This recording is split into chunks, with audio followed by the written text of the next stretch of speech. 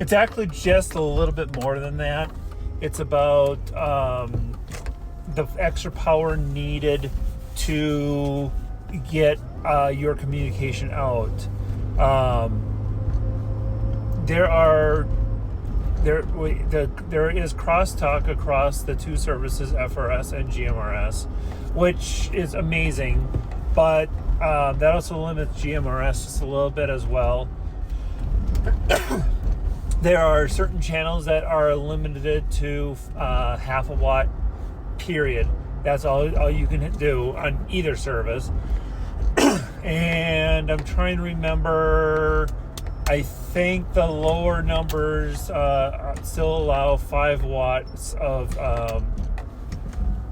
power, and then when you get above that section, you can go 50 watts. So the main difference is the power that you can that you can use on these radios, which will help get out further. All of us probably remember playing with little the walkie-talkies as kids, which are FRS radios. And you get out beyond a few hundred feet, you can barely understand the person, at least the ones that we always played with.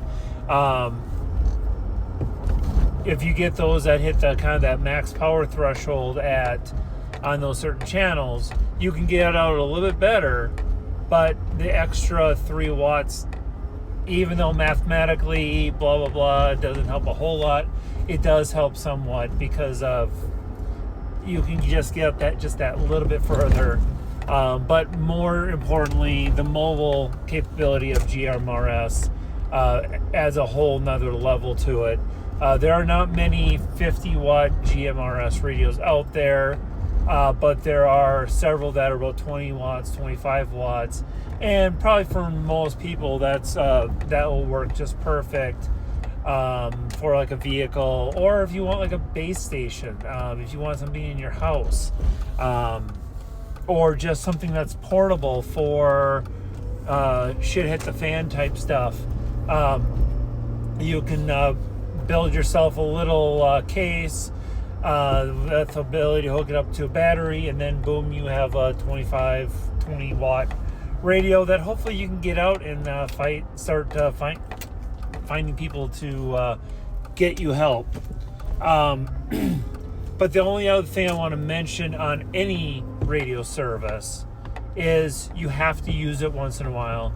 You have to understand what protocols people have put in place for things like this, because you just don't start hitting every channel and, hey, I need help on every channel. You need to know, like, hey, much like CB, the trucker channel is channel 19. I forgot what the emergency one was. There's another one that's kind of designated for emergencies in case it's needed.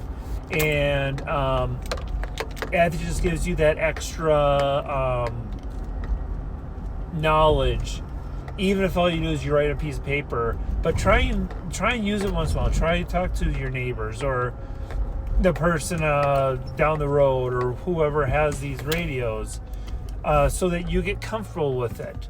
And that's one thing that amateur radio really stresses is, sure, you got your license, but it's absolutely useless to you if you don't operate once in a while. And that's the kind of critical part. Making sure your radios are, well, in amateur radio anyway, make sure your radios are programmed appropriately. Make sure you know how to program your radios. GMRS removes all of that, and it's really just getting on the radio, see what activity's happening on what channels, and then understanding your local area, or helping group people together to build an emergency communication plan. That would be the optimal, and that's what, again, ham radio does with emergency coordinators for every county, at least in our particular area, so that you have, hey, I'm going to this person, now they can tell me, here's what channel that we're using, and then everyone just kind of keeps practicing. So hope that helps expand on it just a little bit more. But thank you again for the comment.